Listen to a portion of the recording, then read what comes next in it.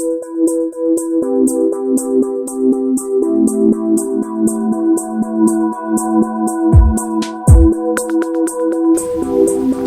landscape workshops like these, we come out to a beautiful vista, and it just gives us the opportunity to find our voice as painters and really become present to the work, the land, and the experience of painting outdoors.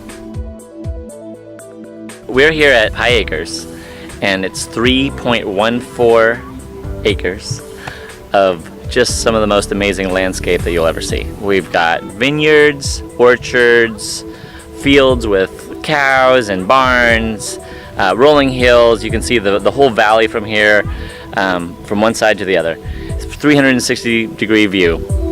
It's incredible.